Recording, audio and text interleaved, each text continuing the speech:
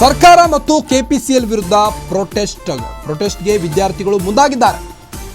ಕರ್ನಾಟಕ ವಿದ್ಯುತ್ ನಿಗಮ ನಿಯಮಿತ ವಿರುದ್ಧ ಪ್ರತಿಭಟನೆಗೆ ಕರೆ ಕೊಟ್ಟಿದ್ದು, ಮಾರ್ಚ್ 6ನೇ ತಾರೀಕು ಪ್ರೊಟೆಸ್ಟ್ಗೆ ಎಲ್ಲ ವಿದ್ಯಾರ್ಥಿಗಳು ರೆಡಿಯಾಗಿದ್ದಾರೆ.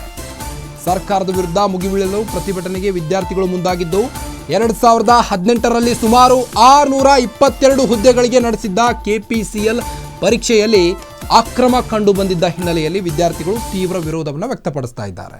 ಈ ವೇಳೆ ಕೋರ್ಟ್ ಮೆಟ್ಟಿಲೇರಿದ್ರು.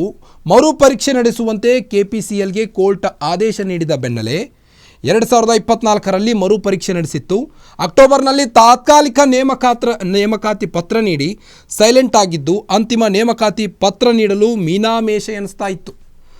ಕಳೆದ 8 ವರ್ಷಗಳಿಂದ ಉದ್ಯೋಗದ ನಿರೀಕ್ಷೆಯಲ್ಲಿರುವಂಥ ವಿದ್ಯಾರ್ಥಿಗಳು ಆದಷ್ಟೋ ಬೇಗ ನೇಮಕಾತಿ ಅಂತಿಮಗೊಳಿಸಿ ಅಂತ ಆಗ್ರಹಿಸಿದರು.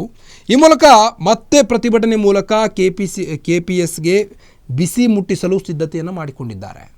ಸರ್ಕಾರದ ವಿರುದ್ಧ ಮುಗಿಬೀಳಲು ವಿದ್ಯಾರ್ಥಿಗಳು ಮುಂದಾಗಿದ್ದಾರೆ. ಈಗ ಪ್ರತಿಭಟನೆ ನಡೆಸಲು ಕರ್ನಾಟಕದ ವಿದ್ಯುತ್ ನಿಗಮ ನಿಯಮಿತ ವಿರುದ್ಧ ಪ್ರತಿಭಟನೆಗೆ ಕರೆ ಕೊಟ್ಟಿದ್ದು, ಇದೇ ಮಾರ್ಚ್ 6ನೇ ತಾರೀಕಿಗೆ ಪ್ರೊಟೆಸ್ಟ್ಗೆ ಮುಂದಾಗಿದ್ದಾರೆ ವಿದ್ಯಾರ್ಥಿಗಳು.